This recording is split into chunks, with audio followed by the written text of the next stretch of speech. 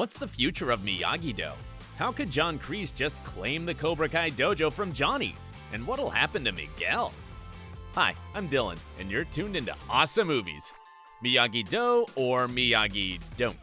When you think about the voice of reason on Cobra Kai, it's Amanda LaRusso, who stands head and shoulders above everyone else. She's recognized that karate is a bad influence in Daniel's life, especially after what happened to Samantha and Miguel at the end of season 2.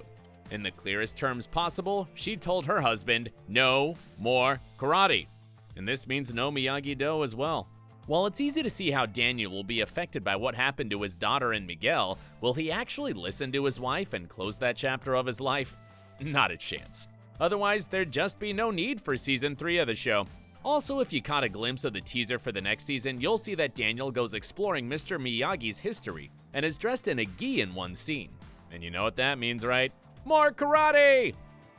Undoubtedly, this will only create further tension between Daniel and Amanda in the upcoming season. In an interview with Daily Actor, Courtney Hengler reaffirmed that her character believes Daniel is being caught up in things he should have walked away from a long time ago.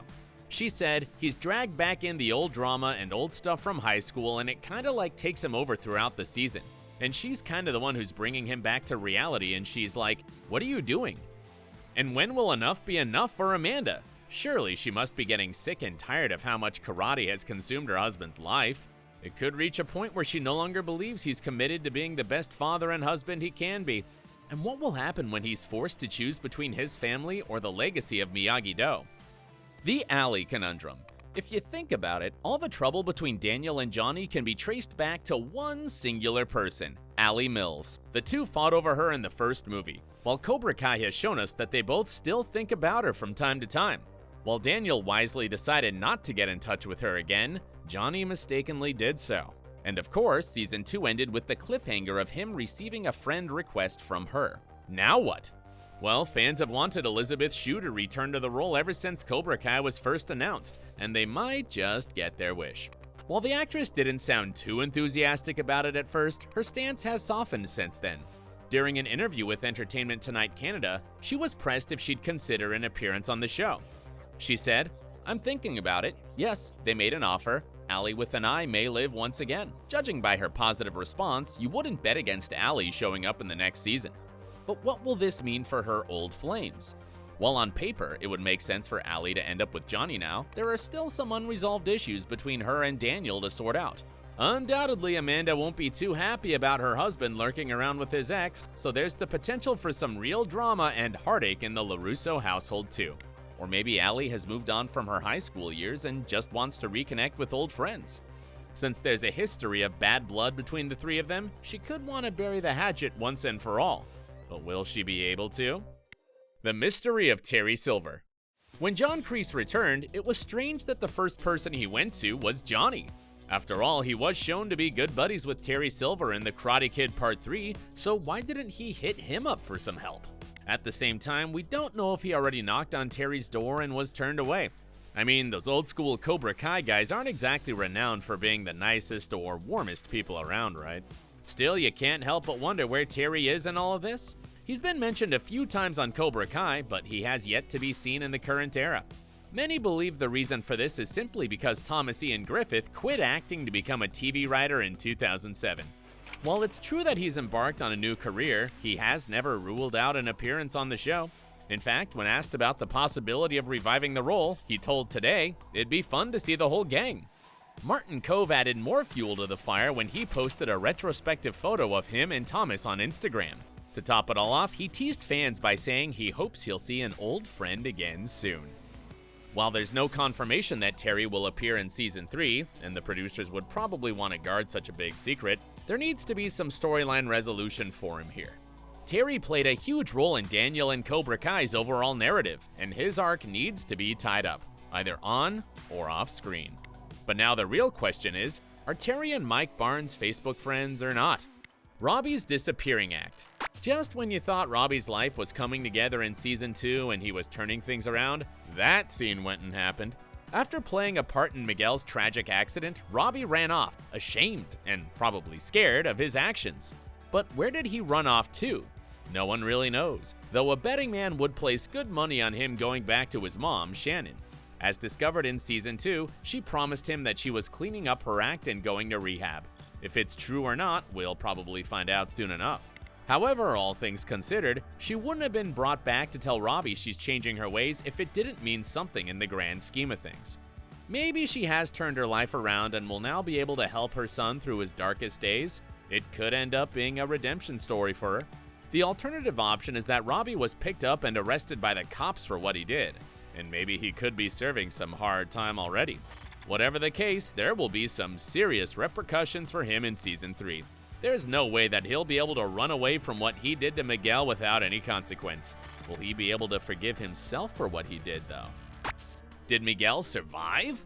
In many ways, Cobra Kai is Miguel's story. He's a cautionary tale of what might have happened to Daniel had he joined Cobra Kai all those years ago. He's experienced the full spectrum of emotions and how power corrupts, but it was his show of mercy to Robby that cost him dearly.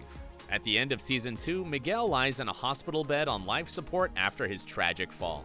Right now, no one knows the extent of his injuries. Will he pull through? And if he does, will he even be able to walk again? One thing that we do know for sure is that Miguel will be back for Season 3, so it's likely that he survives. Not only will he have to rebuild his life and overcome his injuries, but he'll also have to mend broken relationships, especially with Samantha. There's a belief among the fan base that this accident could be what brings the two of them together again. It might show them how short life is and that it isn't worth holding a grudge. However, Miguel's ties to Cobra Kai could still come back to haunt him. With his fellow Cobras turning on Johnny, believing his teachings of mercy resulted in Miguel's accident, there's the temptation to be pulled back into this darker world, now under the tutelage of John Kreese. More importantly, will Miguel be able to find it in his heart to forgive Robby for what he did? It might be his ability to find compassion and forgiveness that could change this relationship dynamic, preventing them from becoming just another version of Daniel and Johnny. No matter what happens though, Miguel's journey will be difficult, and probably one of the hardest in Season 3. Hopefully he'll be able to live some semblance of a normal life again. How could John Kreese claim Cobra Kai? At the end of Season 2, Johnny's world comes crashing down around him. Miguel is in a hospital, Robby ran away, and John Kreese took control of Cobra Kai, turning the students against their original sensei. While it's a hellish twist to put Johnny back at another low point, it doesn't quite make sense in the real world. Sure, Johnny isn't exactly what you'd call a Warren Buffett in the making, but how can Kreese just take over the Cobra Kai name and dojo like that? If you recall from the earlier movies, Kreese is banned from entering martial arts tournaments for his behavior. It's likely that this ban extends to him teaching or operating a martial arts dojo as well. Basically, he's like a doctor who has lost his license to operate, which isn't good news for anyone. If Kreese tries to register the Cobra Kai name or dojo in his name, all it would take is one call to the authorities to get him behind bars. Also, how can a landlord just hand the keys to someone else while you go out of town? It's like coming home and seeing new people living in your house because the landlord thought it would be a good idea. There are real estate laws to consider and contracts to honor, so this doesn't quite make sense. In theory, Johnny could file lawsuits against both Kreese and his landlord, and he'd win a huge settlement. That doesn't mean he'd win back his students, which may be more what he's worried about. Still, it would be the ultimate power move and demonstrate to everyone that he isn't prepared to take Kreese's betrayal laying down. With so many questions still up in the air, Season 3 of Cobra Kai will need to provide a lot of answers. The producers insist they have the entire story mapped out for several seasons, so they're probably just keeping us sweating and hooked to the screen. But now it's time to hear from you. What do you think will happen to Miguel? And how big of a role will Ali play in Season 3? Thanks for watching, and don't forget to leave your comments down below. And while you're at it, click the subscribe button to make sure you receive all of our awesome videos.